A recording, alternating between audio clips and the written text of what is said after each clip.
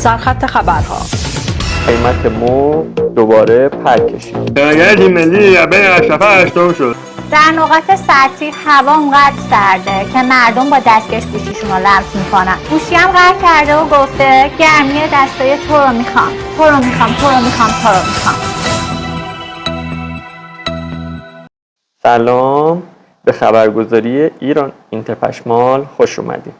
اینجا جاییه که اخبارش واقعی نیست اما گریه‌هاش واقعی هست. من رها به همراه همکارانم آزیتا و رجب در خدمتتونیم که اخبار رو از گوشه کنار جهان به سمع و نظرتون برسونیم.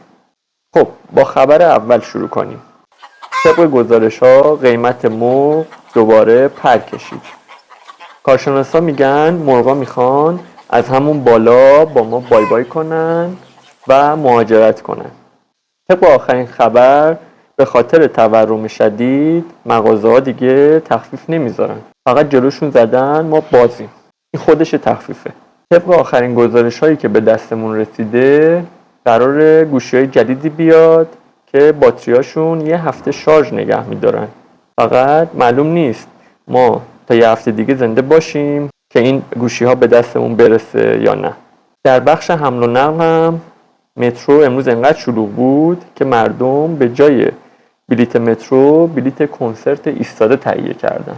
در آخر میخواستم به تنها بهونه قشنگ زندگیم سلامی بکنم. متین جون سلام، دوست دارم. شما رو به همکارم رجب میسپرم، البته از در عقب میسپرم. سلام، رجب هستم با اخبار ورزشی در خدمتتونم. تیم ملی دیروز طور بازی کرد که توپ هنوز دنبال روانشناس میگرده. مربیمون هدف ما این بود توپ بازار زمین بچرخه، بچه‌ها دنبال توپ بچرخن. طبق گزارش‌ها تیم ملی دیروز یه بازی دوستانه داشت که به جای توپ کدو حلوایی استفاده کردن. هدفش هم همین بود، کدو حلوایی تو زمین قل می‌خورد، همینجوری میپاچیدیم برابر توپ دیگه گل نمی‌شد.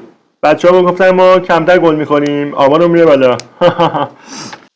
درگیر تیم ملی بین اشرف هشتم شد. مربی تیم ملی گفت ما انتظارمون نبود، فردا از انتظارمون زیاد شد. فکر کنم می‌خواست غرق بشه. ورزشکار ایرانی تو دو رشته دو میدانی قول داد که رکورد جدید بزنه، البته به شرطی که خط پایان دم نونوایی محلش رو قرار بگیره. در ادامه اخبار با دوست خوبم آزیتا همراه باشید. سلام، آزیتا هستم. امیدوارم بارون شادی روی دلتون بباره. البته قراره بارون چک و قبل روی سرمون بباره. توجهتون رو جلب میکنم به اولین خبر. امروز در اکثر نقاط کشور هوا اونقدر داغه که مرغای کبابی دارن بدون زغال خودشون رو میپزن. در شمال کشور هم بارون شدید داریم به طوری که ماهیگیرها قراره قایق بادی وسط خیابونا پهن کنن. و خبر کوتاه دیگه، در نقاط سطحی هوا اونقدر سرده که مردم با دستکش گوشیشون رو لمس میکنن. گوشی هم قهر کرده و گفته گرمی دستای تو رو میخوام، تو رو میخوام، تو رو میخوام، تو رو میخوام. این بود خلاصه ای از اخبار امروز، از آسمون گرفته تا جیب مردم. از تو به فوتبال گرفته تا کدو حلوایی. یادتون نره لایک و سابسکرایب کنید چون تنها چیزی که هنوز گرون نشده همین دکمه هاست. خدافظ.